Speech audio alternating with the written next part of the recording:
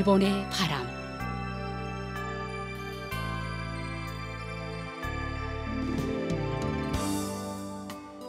청취자 여러분 안녕하십니까? 일본 정부가 전해드리고 있는 방송 일본의 바람입니다. 저희 방송은 납치 문제를 중심으로 일본과 북조선 관련 뉴스 그리고 일본의 현재 모습과 일본 음악을 보내드리고 있습니다. 아시다시피 일본과 북조선 사이에는 일본인 납치 문제가 여전히 해결되지 않은 현안으로 남아 있습니다. 북조선에 의해 납치된 일본인 가운데 5명은 돌아왔지만 그 밖에 많은 피해자들은 생사 여부조차 모르는 채 아직까지 고향으로 돌아오지 못하고 있습니다. 일본 정부는 북조선 측에 모든 피해자들의 안전을 확보하고 그들을 즉각 귀국시킬 것을 강력히 요구하고 있습니다. 일본과 북조선은 이웃에 있음에도 불구하고 아직까지 공식적으로 외교 관계를 맺지 못하고 있습니다.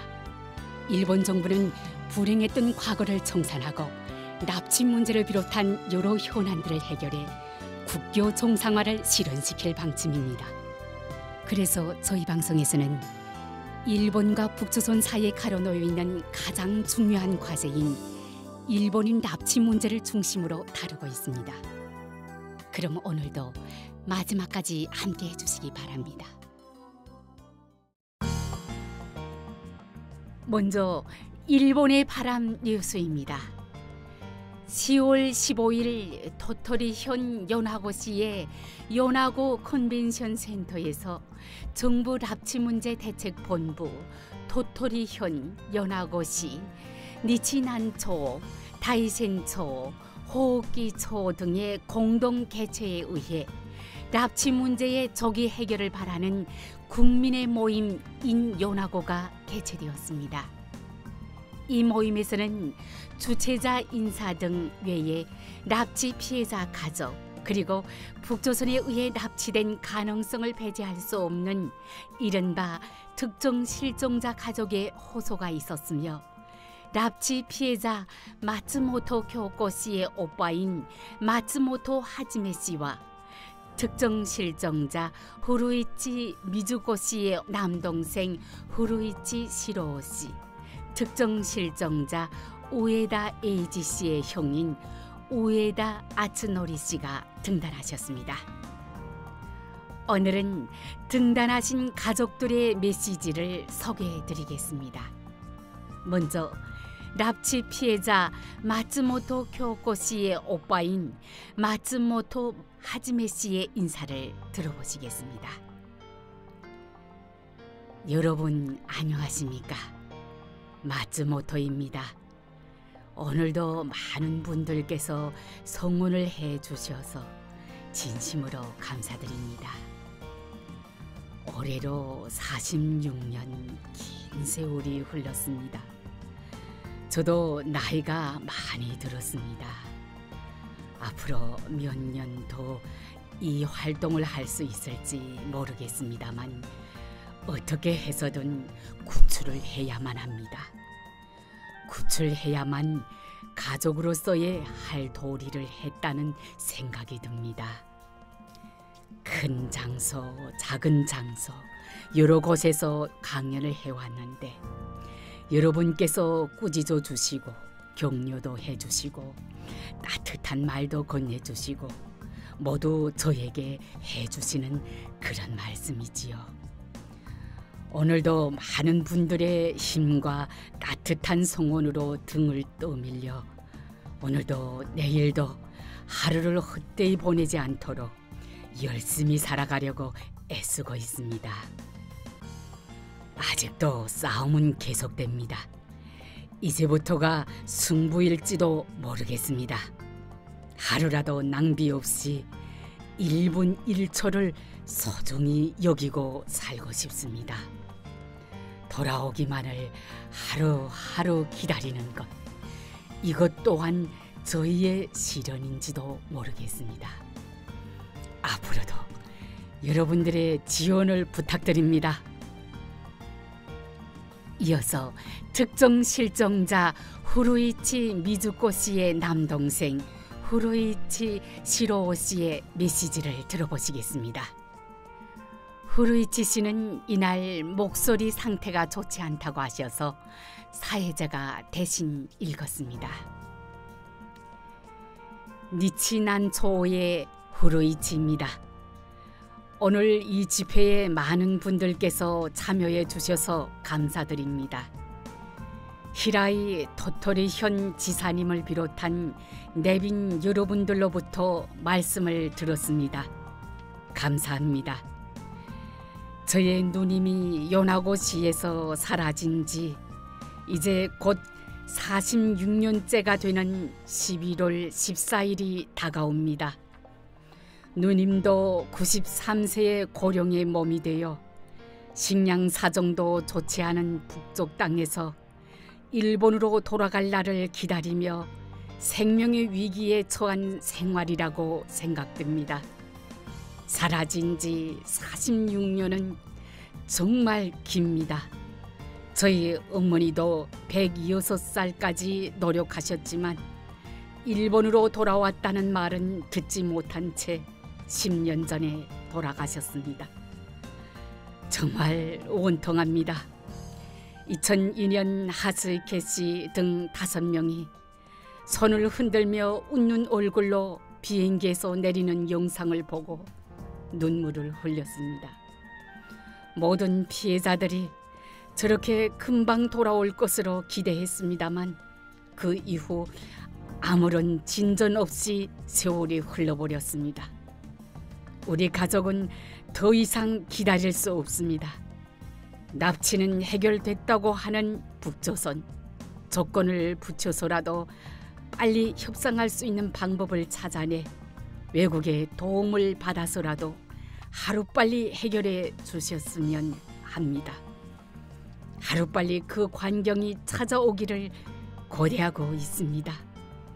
많은 시민, 현민 여러분, 그날이 올 때까지 계속 지원해 주실 것을 진심으로 부탁드립니다. 마지막으로 특정 실종자 우에다 에이지 씨의 형인 우에다 아츠노리 씨의 메시지입니다. 여러분 안녕하십니까? 방금 소개받은 우에다입니다. 오늘 국민의 모임에 많은 분들이 참석해 주셔서 대단히 감사드립니다. 그리고 관계자 여러분을 비롯한 많은 분들의 납치 피해자의 조속한 해결을 위한 한결같은 활동에 진심으로 감사드립니다. 저의 남동생 에이지는 1969년 11월 4일 도쿄의 하숙집 아주머니에게 교토에 다녀오겠다고 말하고 나간 지 54년이 되었습니다. 그동안 3건 정도 정보가 있었습니다만 모두 동생이 아니었습니다. 그리고 아버지도 어머니도 에이지를 정말 걱정하고 계셨는데 두 분 다 돌아가셨습니다. 저도 나이가 많이 들어서 내년이면 77살이 됩니다. 될 수 있으면 건강할 때 만나고 싶다는 생각은 피해자 가족 여러분께서도 마찬가지이실 거라고 생각합니다. 부디 하루빨리 납치 피해자 여러분이 일본 땅에서 살 수 있도록 계속해서 협력해 주시기 바랍니다. 오늘은 정말 감사합니다. 이상 일본의 바람 뉴스였습니다.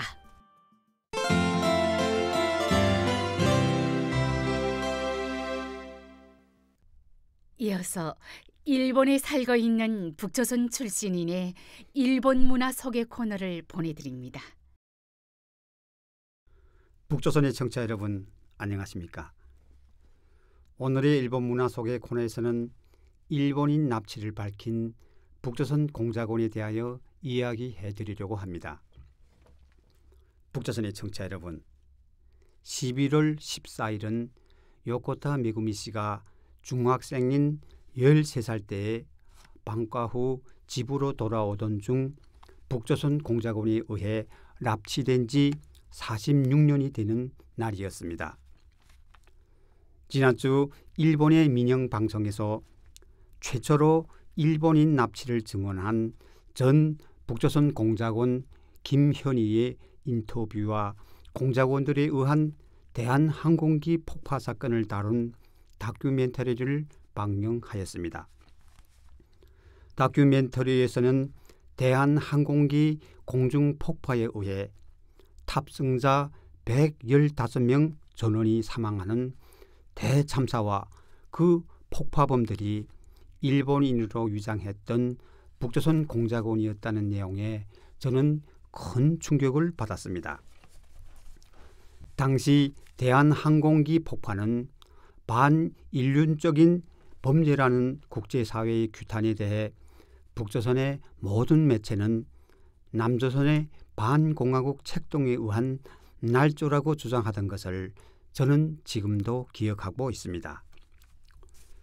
북조선의 청취자 여러분, 다큐멘터리는 1988년 서울올림픽을 앞둔 1987년 11월 29일 바그다드발 서울행 대한항공기가 미얀마의 해역 상공에서 폭파되는 사건으로 시작됩니다. 추락한 비행기에는 중간에 2명의 일본인이 탑승했었고 그들이 경유지인 아부다비에서 내렸다는 것이 확인되어 미궁에 빠졌던 사건 조사는 진전되기 시작합니다.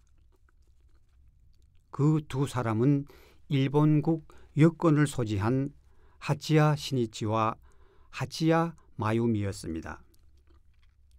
그 후 2명이 머물고 있던 바레인의 호텔에 한국, 즉 남조선의 대사관 관계자가 신분을 확인하기 위해 호텔을 방문한 장면에서 하치야 시니치는 자신은 도쿄 출신이며 마유미를 딸로 소개하고 가족 여행 중이라고 말합니다.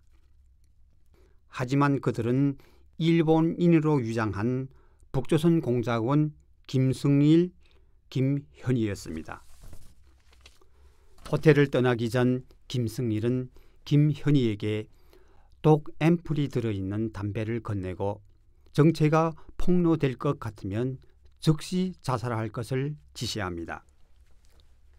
한편 바레인 일본 대사관은 그들이 소지하고 있던 여권 번호 등의 정보를 본국에 의뢰하였고 결과 하치야 마유미의 여권이 위조라는 것이 밝혀지고 그들을 감시하고 있었습니다. 호텔을 떠난 그들은 바레인 공항에서 출국 수속을 받던 중 보안 당국에 의해 출국을 저지당하고 체포됩니다. 그러나 조사를 받을 당시 김승일은 현장에서 독약을 삼켜 자살하고 김현희는 독약을 삼켰지만 살아남아 병원으로 후송됩니다. 국제공조하에 수사에 의해 체포된 김승일의 시체와 김현희는 한국으로 후송되어 조사를 받은 결과 두 사람은 일본인이 아니라 북조선 공작원이라는 것이 밝혀집니다. 김현희는 1988년 1월에 텔레비 기자회견에서 자신은 하치야 마유미로 위장하고 대한항공기를 폭파한 범인이며 조선노동당 조사부장의 지령을 받고 1988년 서울올림픽 방해를 목적으로 대한항공기를 폭파했다고 증언했습니다. 상급으로부터 일본제 파나소닉 라디오로 위장한 시한폭탄과 술병으로 위장한 액체 폭발물을 넘겨받은 범인들은 바그다드발 서울행 대한항공기에 탑승하고 소지하고 있던 폭발물을 작동시키고 선반 위에 올려놓은 채 아부다비 공항에서 내렸습니다. 운행하던 항공기는 미얀마 해역 상공에서 공중 폭파되어 결국 탑승자 115명이 전원 사망하는 대참사가 일어났습니다. 그 후 김현희는 1990년 재판을 받고 사형이 언도되었으나 전향하여 한국 대통령의 특별 사면으로 석방되었습니다.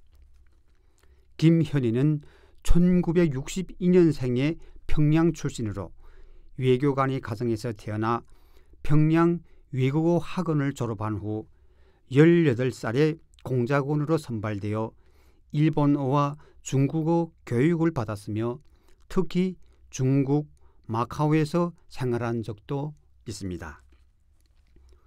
북조선의 청취자 여러분, 저는 다큐멘터리를 보고 일본인으로 위장한 북조선 공작원의 전모가 밝혀진 것이 다행이라고 생각했습니다.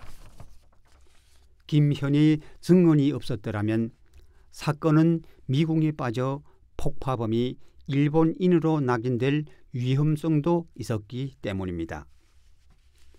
김현희는 자신의 일본화를 위해 일본어와 일본인의 생활 풍습을 교육한 사람이 납치된 일본인이었다고 증언하여 일본인 납치 문제가 일본과 전 세계에 알려지게 되었습니다. 김현희는 그 후 일본 매체와의 인터뷰에서 자신을 가르친 선생의 조선 이름은 리은혜로 그녀는 일본에 2명의 어린 자식을 두고 왔고 자식을 그리워하며 눈물을 흘리는 것을 보았다고 증언하였습니다. 그 후 김현희의 증언과 일본 경찰의 조사 등을 통하여 리은혜는 1978년에 실종된 타구치 야에코 씨라는 것, 타구치 야에코 씨는 북조선에 납치되었다는 것이 밝혀지게 되었습니다. 또한 김현희는 타구치 야에코 씨가 요코타 미구미 씨와 함께 북조선에서 살고 있었다는 것도 증언하였습니다. 2002년 김정일 총비서는 평양을 방문한 고이즈미 총리에게 일본인을 납치한 것을 인정하고 사죄하였습니다. 하지만 북조선은 타구치 야에코 씨를 납치한 것은 인정하였지만 리은혜라는 이름의 일본인은 없다고, 리은혜가 타구치 야에코 씨라고는 인정하지 않고 타구치 씨는 1986년에 교통사고로 이미 사망하였다고 주장하였습니다. 또한 북조선은 타구치 씨는 다른 납치 피해자인 하라타다 아키 씨와 1984년에 결혼했다고 주장하였습니다만 귀국한 납치 피해자는 1986년까지 타구치 씨와 같은 초대소에서 생활해 타구치 씨의 결혼은 사실이 아니라고 증언했습니다. 타구치 씨가 교통사고로 사망했다고 하는 북조선의 설명의 신빙성도 의심된다고 보여지고 있습니다. 김현희는 취재에 응한 목적에 대하여 북조선 당국에 의한 대한항공기 폭파의 사실과 일본인 납치 문제를 밝히는 것이 자신의 사명이라고 말한 것이 인상적이었습니다. 오늘의 일본 문화 속의 코너에서는 일본인 납치를 밝힌 북조선 공작원에 대하여 이야기해드렸습니다. 일본 속의 코너를 청취하고 계시는 북조선의 여러분, 대단히 감사합니다. 안녕히 계십시오. 이상 일본 문화 속의 코너였습니다.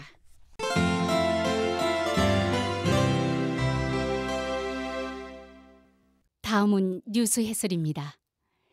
납치 문제와 북조선에 관한 뉴스를 일본의 북조선 연구의 1인자로 알려진 동경국제대학 이즈미 하지메 교수의 해설로 들어보시겠습니다. 그럼 교수님 부탁드리겠습니다.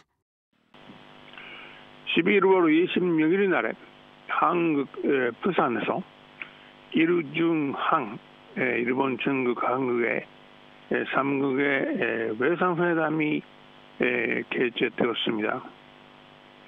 일본에서는 가미카 외상, 중국에서는 왕위 외상, 그리고 한국에서는 박진 외상이 출석을 했었습니다. 일중항 외상회담은 4년 만에 개최되는 것이기 때문에 오래간만에 개최되었다라고 말할 수 있고, 그것은 역시 일중항 삼국 안에 삼국 안에 직접 대화 그런 프로세스라는 것은 재가동하는 것으로 좀 필요하다라는 그런 생각이 나오고 이루어지었다고 볼 수 있는 것 같습니다. 지난 4년 동안을 좀 돌아보면 일중항을 좀 둘러싼 그 환경 그리고 일중환의 각각 관계라는 것은 크게 변화되었다고 말할 수 있는 것 같습니다. 특히 중요한 것은 미중 관계라는 것은 많이 달라졌고 너무 심한 경제 관계가 지금은 진행되고 있습니다. 그리고 4년 전에는 그 정수 제약이라고 그런 말까지 나왔던 이러한 그 양국 관계는 지금은 그 많이 수복으로 좀 했었습니다. 그리고 4년 전에는 긴장되었던 미한 관계에 관해서도 크게 개선됐다 말할 수 있고, 그 결과로서 이름이 일본, 미국, 한국 삼국 간의 협조란 것은 많이 좀 진행되고 있습니다. 특히 안보 협력을 한 것은 전례 좀 대북 북소성만 좀 하는 것뿐만 아니라 중국으로 좀 염두에 두는 그 인도 태평양 그런 것을 대상으로 안보 협력을 좀 하려고 하는 그런 식으로 좀 확대를 좀 하고 있습니다. 그렇기 때문에 당연하지만 한국의 중국에 대한 자세도 많이 달라지고 요새 중국에 대해서 너무 엄중한 좀 태도를 좀 한국이 보여주고 있습니다. 이러한 그 변화들은 역시 중국에 대해서는 너무 불이한 환경 변화라고 말할 수 있습니다. 그렇지만 이번에 중국이 일중항 외상회담에 좀 응하고 좀 전진을 좀 하려고 하는 그런 자세를 보여주는데 그것은 역시 지금은 그 중국은 일본, 한국, 양국 그 사이에 좀 너무 좋은 관계라는 것은 좀 필요하고 있다고 그런 것을 좀 말할 수 있는 것 같습니다. 그런 좋은 관계를 좀 필요한다고 하면 일본, 한국도 좀 똑같습니다. 거의 똑같고 우리도 중국과 결정적인 대립을 한 것은 피하고 싶고 그리고 중국과 경제 관계라는 것은 너무 중요하다. 또 대북 전적으로 생각할 때 중요하다. 그렇게 생각하고 있기 때문에 우리도 너무 중국과 관계라는 것은 너무 필요하고 개선을 좀 해야 되는데 그러나 특히 지금 중국이 우리 일본, 한국과 좋은 관계를 좀 만들어야 된다고 그런 필요성이 너무 심하게 생각하고 있는 것 같습니다. 그렇기 때문에 앞으로 중국이 어디까지 일본, 한국의 립샤에 가까워질 수 있는지 접근 좀 할 수 있는지 그것은 우리가 주목으로 돼야 된다고 말을 할 수 있습니다. 그런 점에서 특히 우리가 주목을 하는 것은 북조선에 대한 일중한의 연대 협력이라고 말할 수 있는데 이번 외상회담에서 물론 대북 정책에 관한 그런 우리 논의이 많이 나오고 특히 최근 북조선이 군사 전자의 위성을 발사했다 라는 것은 좀 주장하고 있기 때문에 그런 게 가는 그런 이야기도 많이 했다고 보도가 나왔습니다만, 그러나 일치된 것은 별로 검표가 되지 않았습니다. 4년 전에는 조선반도의 완전한 비핵화에 향해 긴밀한 그 연대를 좀 하려고 한다. 그런 검표가 있었기 때문에 그런 것은 좀 생각하면 이번에 이르중환의 대복 자세라는 것은 수때때였던 거 아닌가. 그런 이야기까지 나왔던 것은 사실이지만, 그래도 중국이 북조선에 대한 대도 자세라는 것은 이때까지 좀 이른바 행동 기록을 한 것은 돌아본다면 역시 중국이 이러한 또 미국에 대해 그 가까워질 때, 좀 립산으로 좀 가까워질 때는 너무 조용하게 이런 것은 해왔다고 말할 수 있고, 조용하게 하면서 그 북조선에 대한 압력을 좀 가하고, 북조선은 좀 가도적으로 좀 작업으로 좀 하지 않도록 하는 그런 것은 좀 중국으로 좀 원칙적으로 해왔다고 볼 수 있는데, 그렇기 때문에 앞으로 중국이 북조선에 너무 조용하게 압력을 좀 가하게 되고 같다고 우리는 볼 수 있는 것 같습니다. 특히 요사이 북조선이 러시아와 관계를 좀 많이 좋아졌다고 선정하고 있기 때문에 이런 것을 좀 생각해서 중국이 북조선에 대한 조용한 압력, 조용하게 북조선의 대도 변화를 좀 시키려고 하는 그런 가능성이 충분히 우리가 볼 수 있는 것 같습니다. 그렇기 때문에 앞으로의 중국의 대북조선 정책, 대북조선 자세 변화라는 것은 우리가 주목을 해야 된다고 그렇게 볼 수 있습니다. 교수님, 감사합니다. 이즈미 교수의 뉴스 해설이었습니다.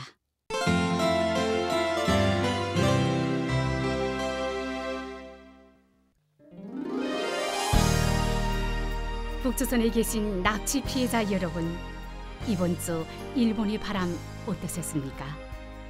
이제 헤어질 시간이네요. 그럼 다음 시간에 뵙겠습니다. 안녕히 계십시오.